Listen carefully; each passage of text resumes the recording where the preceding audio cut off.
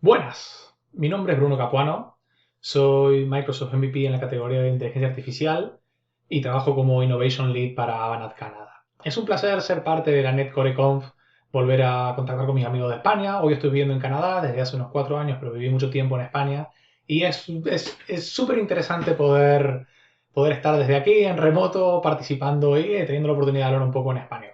Como decía, trabajo en Avanade, tengo que hacer el switch para español, así que también estoy agradecido de ver que es uno de los sponsors junto con Microsoft Plane, DevDNA, Everis, Tokyota, Intelequia, SolidQ, Cabel, Encamina, DXC, Viseo, Dynahosting e Ilitia. Es un placer ver que están todos ahí. Y hoy voy a hablar de un poco de MachineLearning.net, uno de los frameworks que a mí realmente más me gusta disponibles en .NET Core desde hace un tiempo. Antes de comenzar todo esto, tengo que hacer un par de disclaimers que suelo hacer. Primero y principal es perdón por la cantidad de crappy animations and demos, básicamente demos no muy buenas y las animaciones no muy buenas que uso, pero me gusta contar esto en como básicamente, como al principio para ver, esto es lo que van a ver, esto es lo que tenemos. Voy a ser sincero y voy a dejarlo ahí. Otro tema interesante es que cuando trato de hablar de tecnología, no me gusta la tecnología per se, sino que me gusta contar cómo he llegado yo a la tecnología.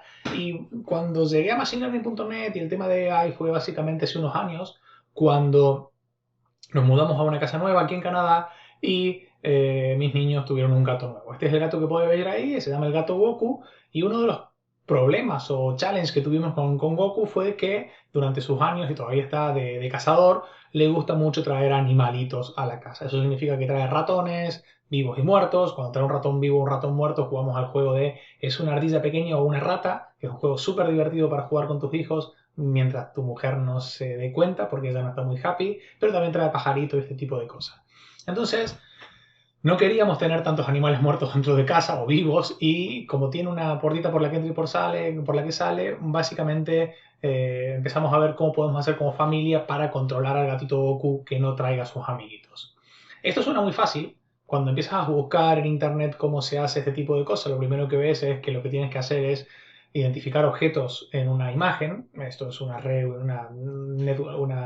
neuronal de todos los tiempos. Pero cuando te pones a ver cómo entrenar una red neuronal, cómo funciona, es un poquito más complicado. Porque al final lo que haces, una vez que cuando estás trabajando con imágenes, cada imagen y en una cámara, cada frame que nos da la cámara, en realidad lo que tiene aquí una imagen, nosotros vemos un perro, vemos un chihuahua, pero la cámara lo que está viendo aquí es un array de números. La cámara ve esto. Entonces lo que nosotros tenemos que tratar de hacer es de alguna forma encontrar un patrón en estos números que nos permitan identificar las imágenes. Entonces, cada una de estas redes neuronales lo que hacen es ir aplicando una serie de transformaciones sobre la imagen para poder trabajar con la misma. Por lo general, lo primero que hacemos es tal vez reducimos el tamaño, imágenes muy grandes son difíciles de procesar porque son matrices de datos muy grandes y empezamos a aplicar filtros para ver los bordes, para identificar algunos puntos especiales para luego ver qué podemos hacer. En el caso, por ejemplo, del Chihuahua, lo que hacemos es tratando de identificar el área principal, que es la cara, luego identificamos tres áreas más oscuras que pueden ser los ojos y la nariz, y cuando tenemos el modelo que identifica Chihuahua nos damos cuenta que puede ser útil también para identificar Muffin. Y este es un chiste muy viejo, tiene más de 4 o 5 años, lo hice hace mucho tiempo y ahora creo que tiene sentido hacerlo de nuevo, pero es muy difícil el tema de Machine Learning, porque cuando empiezas a intentar hacer identificación de objetos, que ya ni siquiera es Machine Learning, es básicamente Deep Learning o otro tipo de cosas, tienes que aprender mucho, mucho. Tienes que volver a tu año de universidad y empezar a volver a aprender cálculos, algoritmos, álgebra, este tipo de cosas. Te puede gustar o no te puede gustar, pero llega un momento en el que te vas a pegar con esto. La mejor forma de explicar lo que yo he encontrado es, imaginaos que vosotros sois Machine Learning y en algún momento matemática te vuelve a la realidad. Pero tened en cuenta de que la idea de esta charla de hoy es no vamos a hacer nada de matemática, me voy a focalizar solo en el código. Así que, dicho esto y teniendo la intro preparada, comencemos.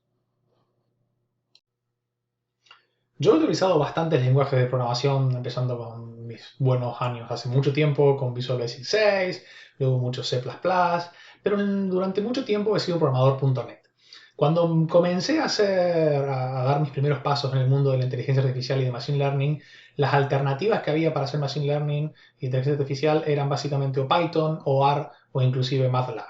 MATLAB no es muy agradable de utilizar y yo decidí estar en el mundo de Python. El problema con Python, que no es un problema, en realidad es un lenguaje muy fácil de aprender, es muy rápido, muy dinámico, tiene una escuela muy grande ahora, es que no solamente aprende Python, tienes que aprender sobre herramientas, plataformas y otro montón de cosas. Y si es como yo, has sido un programador.net durante mucho tiempo, eh, echabas en falta la capacidad que existe en .NET de poder hacer algo así. Y lo bueno que tiene .NET, y aquí no voy a explicar mucho porque ya lo conocemos, es que .NET permite hacer un montón de aplicaciones, un montón de tipos de aplicaciones. Podemos hacer aplicación para desktop, web, cloud, un Xamarin para mobile, aplicaciones para juegos, IoT, y ahora también podemos hacer aplicaciones de Machine Learning. Ahora también podemos enfrentar problemas y dar soluciones de Machine Learning. Para esto, lo que yo voy a hablar un poco hoy es sobre Machine Learning.net. Y Machine Learning.net no es un producto nuevo. Fue presentado en el 2018, en el build de 2018, como en su primera preview.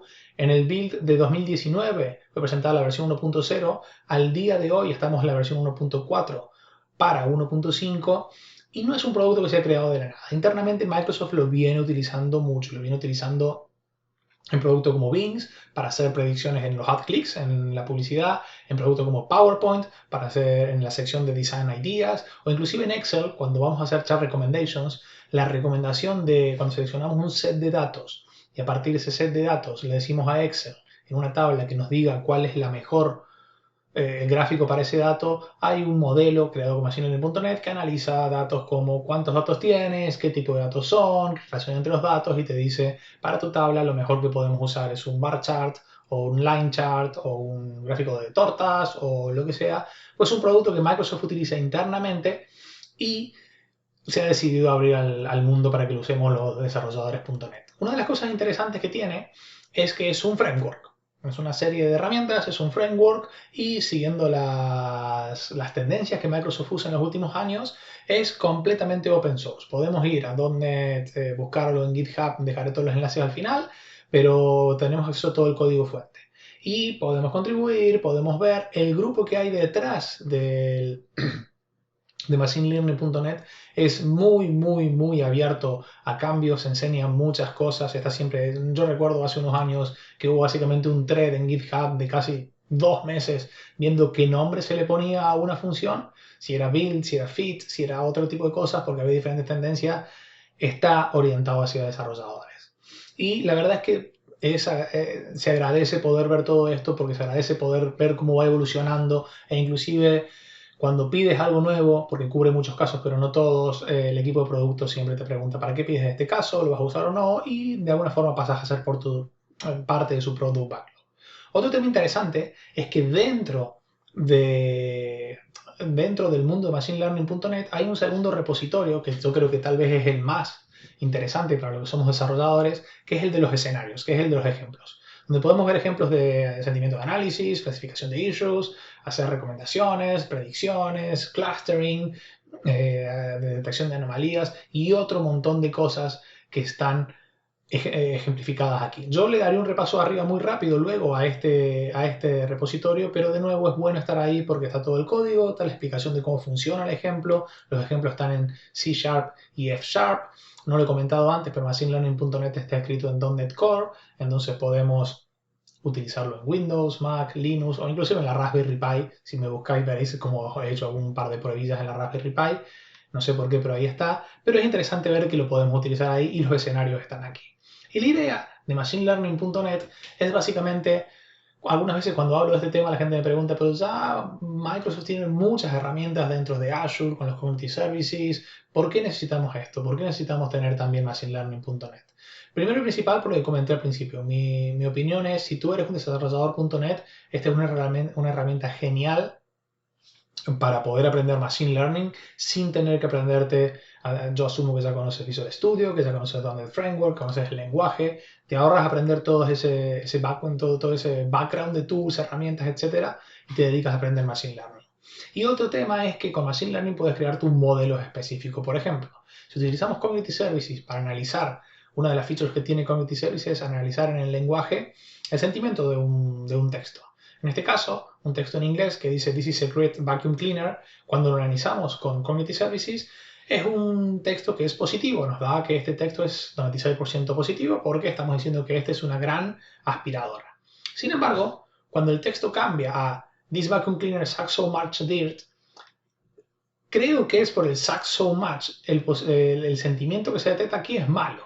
Sin embargo, si esto lo ve Dyson como una empresa que vende o alguna empresa que venda aspiradoras, esto es muy bueno, este es un buen comentario. Esta aspiradora aspira mucha suciedad, esto es bueno. Sin embargo, en este momento no nos sirve el sentiment analysis que viene out of the box, que viene de fábrica en Community Services, porque tenemos que crear el nuestro. Y la forma de crear modelos no es muy complicada. Si has trabajado en informática, esto te suena seguro. El primer paso es, para crear un modelo, los modelos se crean usualmente en muchos casos a partir de datos. O sea, lo que tenemos que hacer es tener un set de datos de entrada. Este set de datos de entrada nos va a permitir básicamente cargar datos, poner labels en los datos, organizarlos para luego seguir trabajando con los mismos. Este punto es donde solemos invertir mucho tiempo, ya que es el que nos requiere dedicación en cuanto a curar los datos, organizarlos, ponerlos. Para entrenar los modelos, los datos tienen que estar bastante bien. Cosas como evitar nulos suelen llevar bastante tiempo, pero estamos ahí. El segundo paso, que es el que todo el mundo dice que es el más divertido, es vamos a entrenar un modelo. Una vez que tengo mis datos y que sé que en estos datos cuáles son las columnas que son importantes y cuál es lo que quiero predecir, por ejemplo, puedo empezar a probar con diferentes algoritmos, diferentes fórmulas matemáticas para entrenar el modelo. Y una vez que tengo entrenado mi modelo, lo puedo evaluar.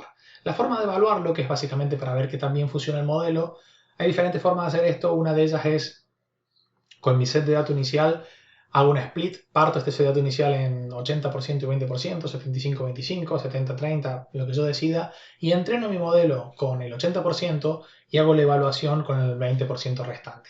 Esto lo que permite es, cuando una vez que tengo entrenado el modelo, ver si con datos reales, qué tal bien funciona. Y una vez que tengo el modelo entrenado, lo puedo empezar a utilizar. La forma de utilizarlo es bastante simple. Pensemos que un modelo es algo como una caja negra a la que yo puedo llamar. Es una función que yo puedo llamar y me va a decir, por ejemplo, este texto es bueno o es malo. Por lo general no funciona con bueno o malo, sino que me dice, para bueno, esto es de 0 a 100, un 70%, estoy 70% seguro que esto es bueno, y para malo un 12%. Queda en nosotros como desarrolladores ver cómo funcionamos. Así que basta de intro, estos han sido mis 10 minutos de intro. Veamos cómo realmente funciona un sistema, por ejemplo, de análisis de sentimientos. Ok, veamos un poco un ejemplo sobre análisis de sentimiento, pero esta vez veamos cómo funciona y pasemos directamente rápido al código. Para empezar, lo que empezamos teniendo es una base de datos, en este caso una tabla, en la que vamos a trabajar sobre un comentario y luego un label, que en este caso es si es tóxico o no es tóxico. Es un booleano de 0 o 1. Para este ejemplo, y en los ejemplos de machinelearning.net, lo que se usa es un set de datos sacado de Wikipedia, que se llama Wikipedia Detox. Se puede acceder gratis y está en los recursos, de la charla. Entonces, lo primero que hacemos acá, identificamos que la columna comment van a ser nuestras features, va a ser con lo que vamos a entrenar el modelo, y lo que queremos saber es el output, que va a ser la columna toxic que definimos y nombramos como el label. Este tipo de tarea es una tarea de tipo básicamente de clasificación. Es si es A o B, si es rojo o negro, si es un perro o un gato. Con las imágenes cambia un poco, luego lo veremos, pero lo que queremos ver es si este comentario es tóxico o no. No es complicado de hacer. Entonces, empezamos a trabajar. ¿Recuerdan el primer paso que era tener los datos? Pues tenemos nuestros datos, que son los de la tabla, los de este comentario y en los que estamos ahí. El siguiente paso es empezar a ver, porque tenemos que trabajar con estos datos un poco. Todo lo que estamos haciendo en Machine Learning suele ser en base a algoritmos numéricos, entonces tenemos que transformar, por ejemplo, la columna de texto con un text featurizer a que sea un vector de números. Este tipo de cosas es una línea de código, son triviales, pero son necesarias para que luego pueda transformar, pero es parte del proceso de transformar nuestros datos, de limpiar y procesar nuestros datos. El siguiente paso es empezar a ver, ok, vamos a crear un estimator, vamos a aplicar un algoritmo para crear un modelo que pueda ser el que utilicemos para hacer estimaciones para si textos nuevos son tóxicos o no. En este caso lo que hacemos es, aplicando un estimator, creamos el modelo. Y el modelo es la caja negra que comentaba antes, que nos va a servir para poder hacer las estimaciones. Y este modelo, lo que podemos hacer es utilizarlo como una función para, teniendo en cuenta nuevos datos, un nuevo comentario, una single row de un nuevo comentario, tener un label tóxico, tener un label y definir si el mismo es tóxico o no. Así que no le damos muchas vueltas, veamos cómo se hace esto directamente en Visual Studio.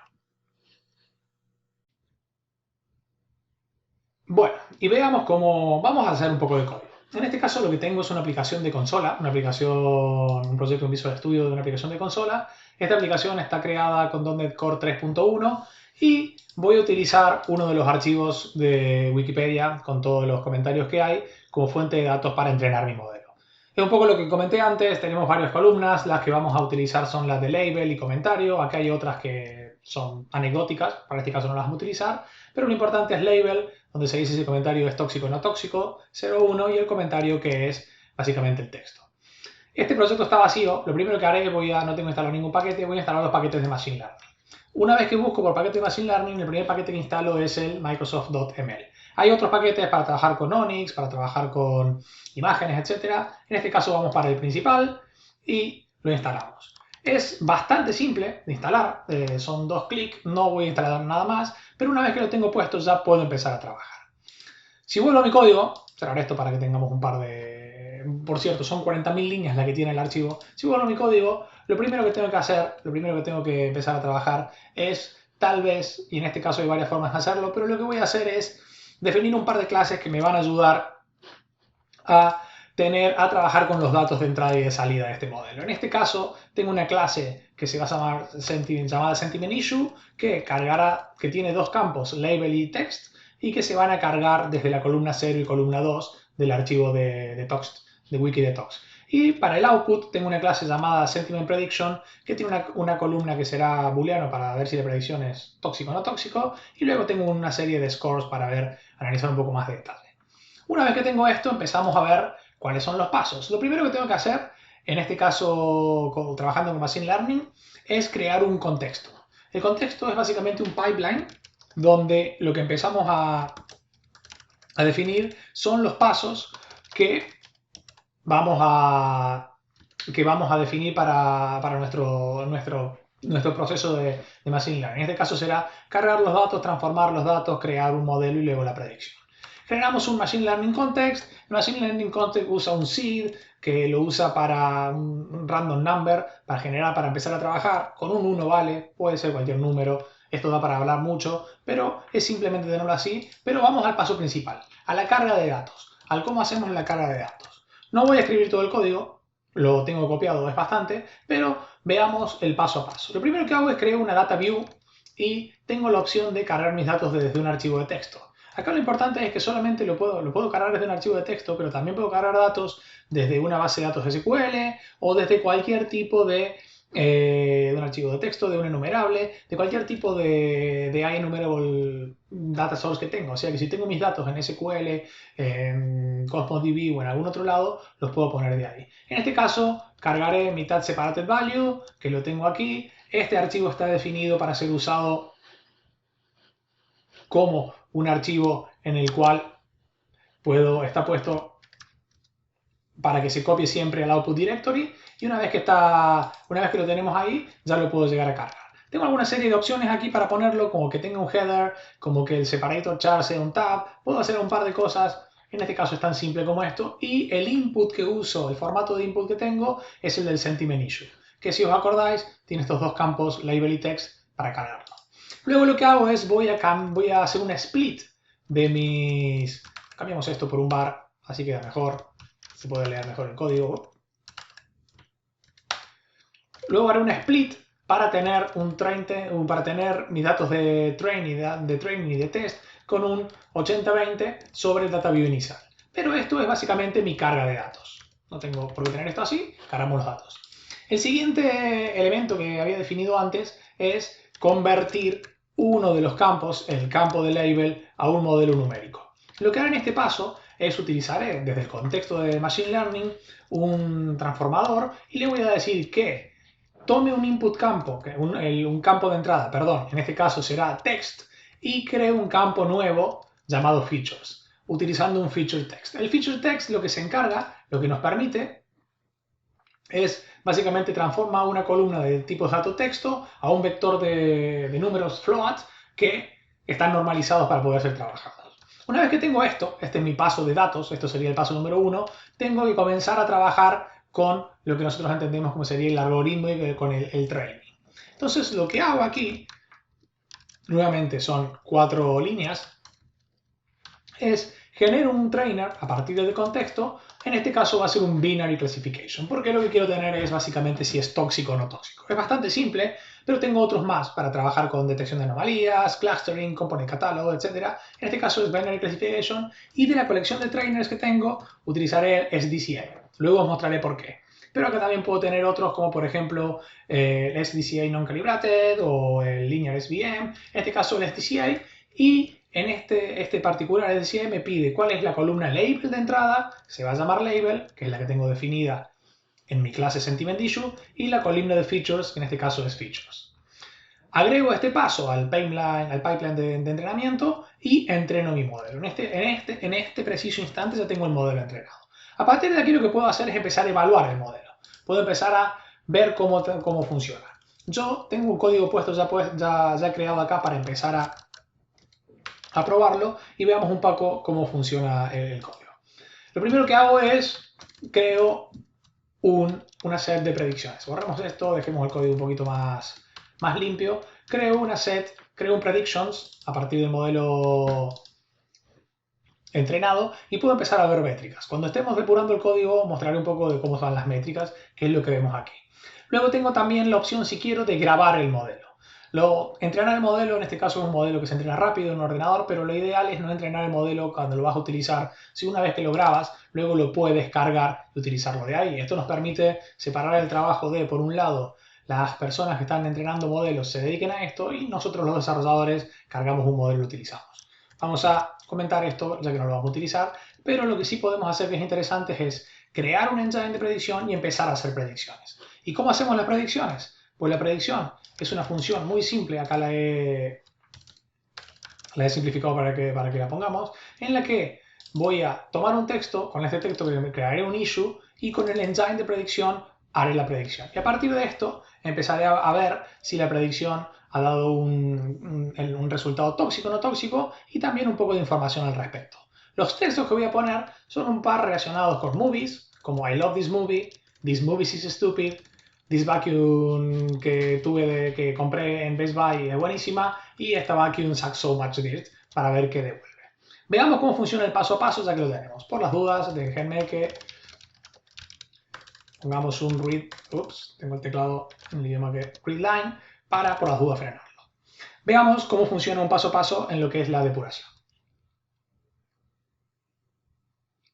Perfecto, todos estos pasos son bastante rápidos, definir el contexto, cargar los datos. En este momento no se cargan los datos, simplemente se está cargando la estructura de lo que va a ser el pipeline de ejecución. No pasa nada, tampoco en este momento, hasta que hago un fit. En el momento que hago un fit es cuando podemos ver acá en el Diagnostic Tools cómo empiezo a consumir memoria, empiezo a consumir ya mucha memoria, tengo unos picos bastante altos, la CPU está trabajando mucho, en este caso no tengo configurado para que use la GPU, solamente la CPU, pero al cabo de unos segundos se creará mi modelo. Y en este momento tengo mi modelo, lo que decía antes, lo puedo grabar. Por lo general los modelos suelen crearse con procesos mucho más largos, mucho más pesados, pero en este es suficiente para esto. Y lo que puedo hacer es empezar a analizar, empezar a crear un modelo con predicciones y empezar a analizar estas predicciones. Por ejemplo, una vez que evalúo mi modelo para ver cómo funciona con el test de datos de predictions, con el test de datos de prueba, no el de entrenamiento, puedo ver en las predicciones que en este caso en particular el accuracy es de un 94% para este modelo, que es un número bastante bueno. Y tengo otros elementos como el F1 score, el log loss, el loss reduction. No voy a entrar en detalle con esto, pero sí tener en cuenta que una vez que creas un modelo, si sigues la pauta de trabajo de tener un set de datos para entrenar y otro para evaluar tu modelo, es interesante saber cómo funciona. En este caso lo que hago es creo un engine de predicción que me permitirá empezar a trabajar con el mismo. Entonces, si entro en la predicción, quiero predecir que si el texto I love this movie es tóxico o no. Crearé un issue nuevo, este issue tiene básicamente un label que todavía no tiene sentido, pero tiene el I love this movie, y hago una predicción. ¿Qué me devuelve la predicción? La predicción me devuelve el true false para ver si es tóxico o no es tóxico, y luego la probabilidad de que sea tóxico. En este caso es un 9%, muy bajo. Y tengo un score asociado al mismo, con un número muy bajo. Este proceso lo que hace es, de acuerdo al true false, va cambiando el color para luego mostrar en la aplicación de consola en verde si el texto es bueno y en rojo si es malo. Si termino de ejecutar todo esto, podremos ver aquí que I love this movie no es tóxico, es bueno. This movie is stupid es tóxico, es un poco ofensivo. El primero de Vacuum es bueno, el segundo de Vacuum es malo. ¿Y esto por qué es? Porque con el modelo que yo entrené, con el archivo que yo entrené este proyecto, pues toma este texto como es malo. Yo lo que he hecho, he creado otro archivo, lo voy a agregar aquí. He creado otro archivo con una serie de vacuums, con una serie de nuevos items que tomen y que aprendan que este tipo de comentarios son buenos. Y lo que haré ahora es cambiar mi modelo de entrenamiento para que utilice este segundo archivo para entrenar y no el primero para que el último texto sea bueno. Entonces cambiamos el nombre del archivo para entrenar, vacuum, lo he escrito bien, comenzamos a trabajar, comenzamos a entrenar.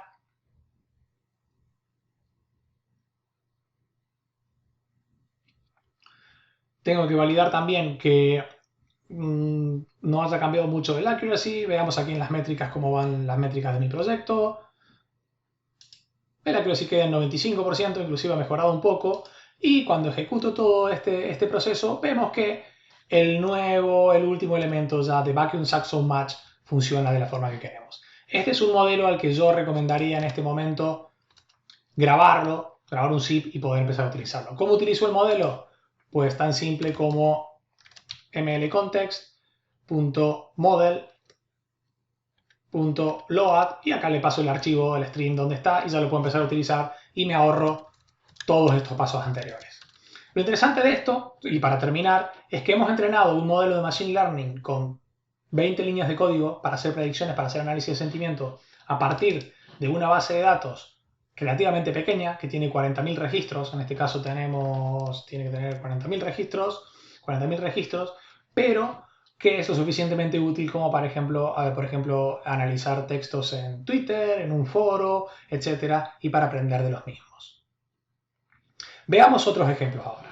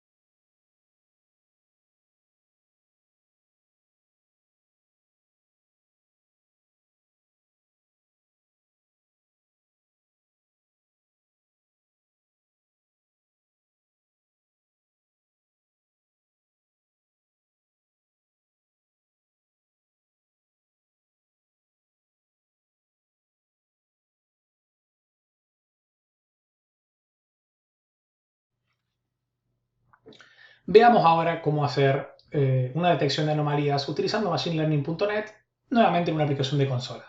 Al igual que la aplicación anterior, una aplicación de consola de .NET Core, en este caso he instalado como dependencias Microsoft ML y Microsoft ML Time Series. Vamos a trabajar con datos que están organizados en Time Series.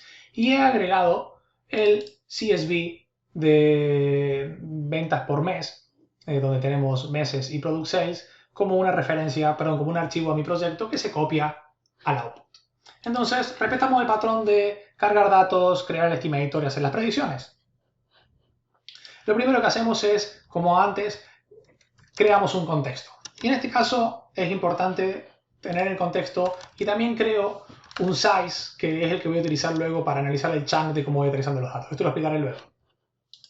El siguiente paso es cargar los datos.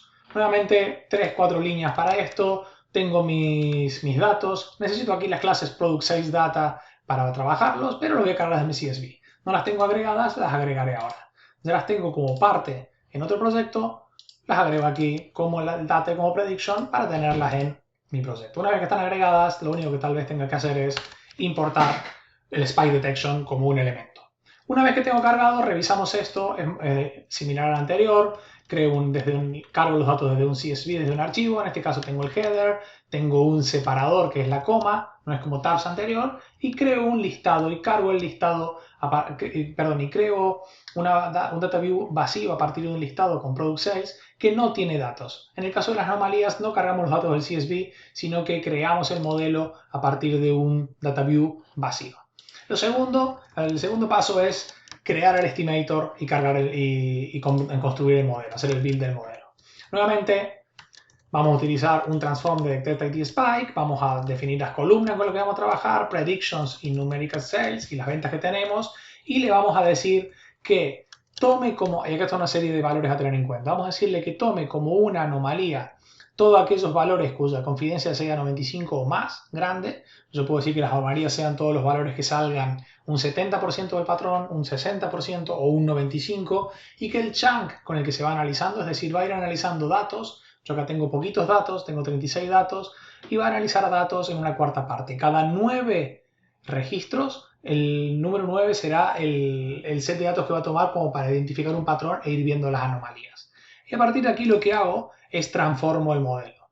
Es bastante simple, recordad, todavía no he cargado los datos, estoy trabajando con data view vacío, porque el siguiente paso es realizar la predicción. Y aquí es cuando comienzo a cargar mi modelo y cargar mis datos. De nuevo, el texto, el código muy simple, muy fácil de leer. Con el modelo trabajado, con el data view vacío que tengo de aquí, con el data view que tengo ahí, hago un transform para ver cómo es mi transformer data y comienzo a hacer las predicciones. Empiezo a ver a partir del transformer data, creando el enumerable de las predicciones, cuáles son las que tenemos aquí. Y lo que luego haré es analizar las mismas en una aplicación de consola, haciendo un write de la consola para ver los resultados. Cada una de las outputs, lo que me va a dar el prediction, lo que tiene es un array de dobles. Estos dobles son los valores de alert, si es una alerta que es una anomalía sí o no, el score de la anomalía y el p-value de la misma. Entonces si el alert es 1, cambiaré el color para que tengamos un dark yellow, para que tengamos un background diferente y mostraré estos valores. Veamos cómo funciona de una forma rápida. Perdón, cambiemos el proyecto para que sea la startup. No tengo ganas de estar dándole mucho al botón de este proyecto y comienzo el paso a paso. Nuevamente es muy simple, va a ir muy rápido, estamos trabajando con pocos datos, no va a requerir mucho procesamiento ni nada y en este momento va a ser el proceso, ya lo tenemos y acá tenemos ya las predicciones. Cada una de las predicciones es un array, que cada uno de los valores, lo que tenemos que el primero para el valor 271 no es una anomalía. Si volvemos al Excel de valores, el primer valor que tenemos es 271, no es una anomalía. Luego podremos hacer una correlación con cada uno de estos valores, cuál es el que tenemos aquí. Entonces vamos a empezar a trabajar y lo que vamos a poner es un punto de interrupción para la primera anomalía que estamos trabajando, para el primer valor que detectamos como anomalía. Empezamos a ver, la consola ya ha pintado algo, ha pintado una serie de valores y el primer valor que detectamos como anomalía es el 341. Si volvemos a nuestro Excel, podemos ver que este valor que tenemos aquí para el 11 de enero es 341. Básicamente, con esta configuración para la detección de anomalías, nos da un poco lo que el sentido común o la vista nos daba cuando veíamos el Excel. Este punto en particular de aquí se trata como una anomalía. Y en este caso lo tratamos como una anomalía. Si sigo analizando puntos, podremos ver, vamos a dar un F5 hasta el final, tenemos el segundo, anomalía, vamos a darle todo. Si sigo analizando puntos, podremos ver que el primero era el 341, el segundo era el 426, veamos para el 426 cuál era donde estábamos, este valor tal vez de aquí será, efectivamente 426, luego tenemos 580 y 687 como últimas anomalías detectadas. 580 y 687. Perdón por el error aquí de codificación que me está dejando el fondo diferente en otras líneas, pero fijaros que con un par de líneas de código, lo que el sentido común nos daba en el gráfico de Excel, donde podíamos ver las anomalías de las ventas, son las mismas que tenemos aquí. Lo interesante en este momento es que yo puedo cambiar los valores con los que estoy trabajando y decirle que en lugar de trabajar con chunks de 36, trabaje con chunks más pequeños, con chunks de, por ejemplo, de 8 no, le vamos a poner un 36, 6, 9, vamos a decirle que trabaje con chunks de 6, valor de 6, y veamos qué valores nos da. Puedo cambiar la confidencia, si yo cambio la confidencia empezaré a tener otros valores. Fijaros que seguimos teniendo los mismos que estábamos aquí, o sea que la confidencia, perdón, que el tamaño del chunk de 6 a 9 no cambia mucho. Si le digo que me muestre todo lo que es superior a 65, ya que tendremos más valores, una vez analizados, tendremos que todo es casi una anomalía y tengo que empezar a ver, por ejemplo, en el p-value por qué se detecta como anomalía. ¿Qué es lo que tenemos? Algunas salen mucho, un 23%, 22%, un 32%, un 1% de anomalía. Algunas se van bastante, pero es interesante ver que las mismas, que cómo cambiando los valores podemos tener aquí. En el ejemplo original, obviamente, en el ejemplo que mostré al principio, con 95 y el size en un 9, el tamaño total que tenemos en un 9, 36 de 9, funciona. El problema está en que si quiero hacer un size muy pequeño, de por ejemplo la mitad nada más, si mal no recuerdo en este momento tenemos un error porque tengo que tener por lo menos, no, funciona, pensaba que tenía que tener por lo menos una cuarta parte, pero fijaros que no me detecta todas las anomalías, solamente me detecta aquí porque he empezado a trabajar básicamente con 18, o sea que a partir de este valor empezará a entender cuáles son las que están dentro o fuera de detalle como anomalía. Este es un ejemplo rápido para ver cómo funciona. Este es un ejemplo que requiere poco código, pero también es un ejemplo de las cosas que podemos hacer con machinelearning.net, por ejemplo, el detectar anomalías.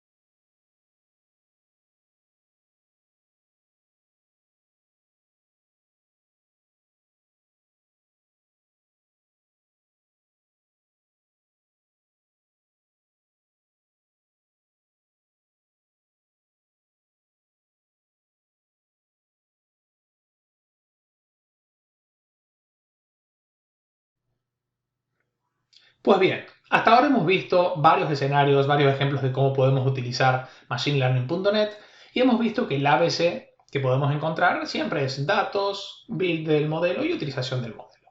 Hay muchos escenarios, como comenté antes, en la página web de ejemplos. Podemos ir a ver el repositorio de GitHub de Machine Learning y el de ejemplos de Machine Learning para ver todo lo que podemos hacer.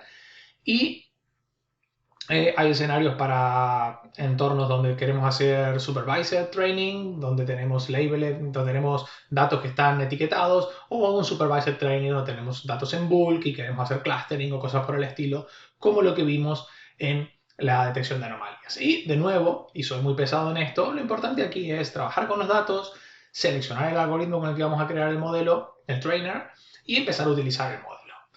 En teoría todo esto funciona muy bien y cuando lo pasamos a la realidad lo que empezamos a ver es que tengo un problema, quiero crear por ejemplo este unicornio con su fabuloso melena de arco iris, mi solución es Machine Learning. El problema está en que cuando empiezo a trabajar, cuando empiezo a ver cuál es la mejor forma de hacer esto, no tengo mi fabuloso unicornio, sino que tengo un monstruo bastante feo. Creo que este es de Cards vs Montes o Kitties vs Monsters, no sé, un juego de cartas que tenemos por aquí en casa con mis enanos, pero no sale algo muy, muy diferente. Y esto es porque, como toda herramienta, como toda tecnología, puedes empezar a trabajar, pero cuesta mucho tiempo empezar a comprender cómo utilizarla. Por eso es que uno de los productos que tenemos también disponibles en machinelearning.net es AutoML y Model Builder.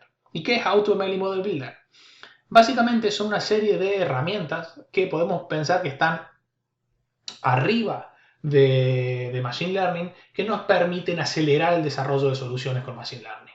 AutoML es una serie de APIs que nos ayudan a encontrar más rápidamente el mejor algoritmo para un especificado problema.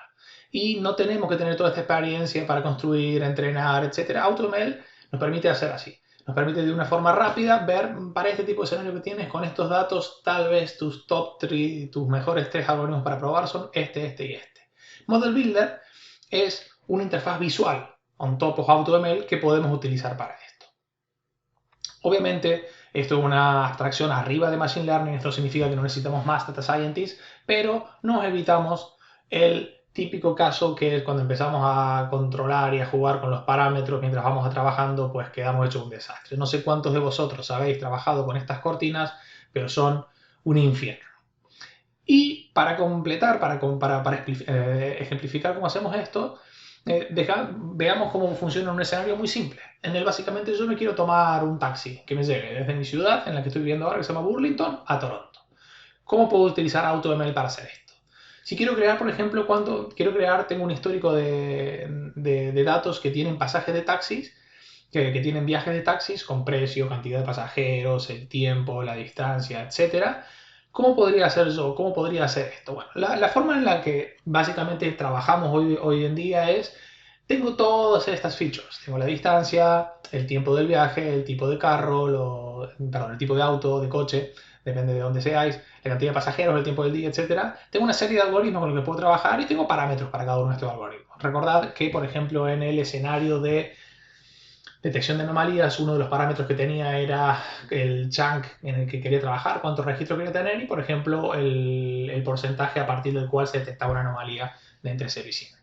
Cuando selecciono uno de los algoritmos, por ejemplo, con estas features, con estos campos, y luego el algoritmo voy a trabajar con el gradient boost y con estos valores de los parámetros, pues empiezo a entrenar mi modelo y me da un modelo que tiene un resultado final con una accuracy de un 30%. No es muy bueno, así que lo que hago es empiezo a cambiar, empiezo a tomar otros valores, cambio otras features, cambio otro algoritmo, cambio los parámetros con los que estoy trabajando, los weights, las métricas, tengo un poquito mejor, pero voy haciendo esto una vez, otra vez, hasta que al final, después de entrenar un par de veces, pues en algún momento he llegado a un modelo que es de un 95%, que está bastante bien. Pero he tenido que entrenar en este caso algo simple, 15 diferentes iteraciones para llegar hasta acá, con diferentes, ni siquiera es desde el mismo algoritmo, con diferentes algoritmos, diferentes parámetros, diferentes columnas, etc. La idea es que utilizando machinelearning.net y AutoML, lo que yo puedo hacer es básicamente es decir, bueno, voy a cargar mis datos, voy a definir el tipo de datos, el goal que quiero trabajar, y machinelearning.net solo va a comenzar a hacer iteraciones, hacer pruebas y empezar a trabajar con estos datos, y me va a decir, mira, los mejores modelos que encontré son estos y este es el mejor de todos. Y esto es básicamente, me saco de arriba el tener que hacer yo las diferentes combinaciones. ML.NET AutoML reemplaza todo este esfuerzo que los data scientists hacen para poder seleccionar el mejor modelo. E inclusive va un paso más allá. Inclusive nos brinda la oportunidad de saber en qué modelo se han utilizado cada uno, por ejemplo, las features y qué importancia tienen. Esto es muy, perdón por ser redundante, esto es muy importante hoy porque muchas veces escuchamos que Machine Learning, los modelos de Machine Learning son cajas negras, no sabemos qué es lo que pasa por dentro. La idea aquí es que sí podemos saber lo que pasa por dentro. No hasta el detalle, pero sí podemos saber que, por ejemplo, en el modelo A, que nos da una accuracy de un 95%, los campos de distancia y tiempo del día son muy importantes. Sin embargo, el modelo B, que tiene solo un 70%, el campo más importante, el field más importante, es el del trip, es el tiempo del viaje.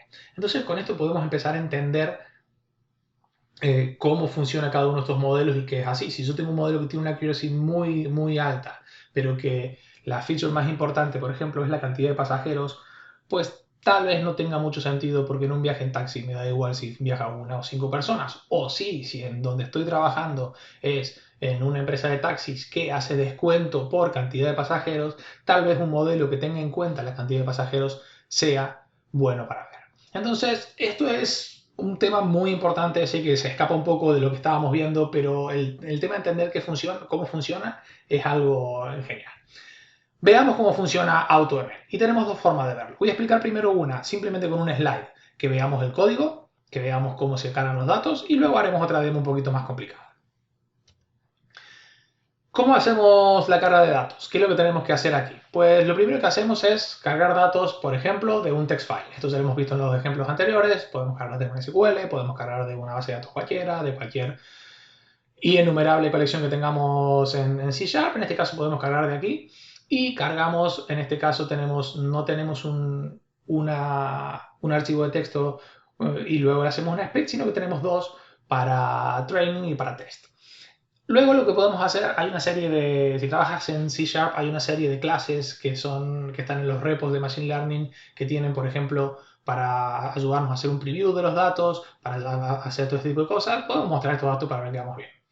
Luego defino el tipo de experimento que quiero realizar. En este caso es una regresión, un tipo de actividad de Machine Learning de regresión. Y luego empiezo a ejecutar el experimento. Lo importante aquí es que tengo un progress handler que cada vez que se ejecute un tipo nuevo de experimento, cada vez que pruebe con un algoritmo, con unos parámetros, con un escenario especificado, me va a mostrar cómo se va mostrando. Cuando termina de ejecutarse, lo que podemos ver es los mejores modelos. Podemos tomar el top 3, top 5 o lo que sea y podemos ver cómo se han ejecutado. Lo bueno en este momento es que lo que tenemos es acceso al modelo. Yo puedo en este momento grabar el modelo. ¿Recuerdan en escenarios anteriores donde yo estaba guardando mi modelo para luego ser reutilizado? Si yo quiero en este momento puedo guardar el archivo físico del modelo, modelo.zip, para ser utilizado luego. Imaginaros que esto es interesante porque ya puede empezar a utilizarse en un entorno de integración continua donde todo el tiempo ejecuto esto para tener el mejor modelo posible y reemplazo mi archivo, si tiene sentido o no, el .zip en el entorno de pruebas, desarrollo, producción, etcétera, donde lo quiero ver. Evaluamos el modelo, obviamente, para tener los valores y luego empezamos a ver cómo podemos empezar a trabajar con el mismo. Y lo que decía antes, podemos grabar el modelo, podemos grabar para empezar a utilizarlo. A partir de aquí tenemos toda la mejor forma de verlo. No voy a ejecutar esto en Visual Studio porque creo que vamos ya con un tiempo un poco justo, sino que os voy a mostrar directamente el ejemplo ya en ejecución para que veamos cómo está. Pues bien, veamos ahora cómo podemos utilizar AutoML en Visual Studio. Pues esto está solamente disponible para Visual Studio 2017 y 2019. Es una extensión que podemos ver. Acá está ML Model Builder. Y una vez que la tenemos instalada en Visual Studio, lo que podemos hacer es en un proyecto, básicamente, agregar un nuevo elemento, en este caso es de Machine Learning, y a partir del mismo podemos seleccionar el escenario con el que queremos trabajar. Hay varios escenarios, fijaros que por defecto en la versión que tengo yo tengo análisis, sentiment analysis, issue classification y más. Image classification es uno que luego mostraré muy rápidamente. Y lo interesante que tenemos aquí es que si yo voy a mi análisis de sentimiento, como el que había dicho anteriormente, voy a mi archivo, busco, por ejemplo, en Data Samples, no product sets, quiero mi wiki de talks annotated. Y la selecciono, puedo ver acá todos los archivos, voy a seleccionar la columna con la que quiero trabajar, la columna para hacer el predict es el label, quiero abrir label, las features con las que quiero trabajar solamente va a ser el comentario, no necesito todas las demás, solamente quiero el comentario. Y en este momento lo que puedo hacer es comenzar a entrenar.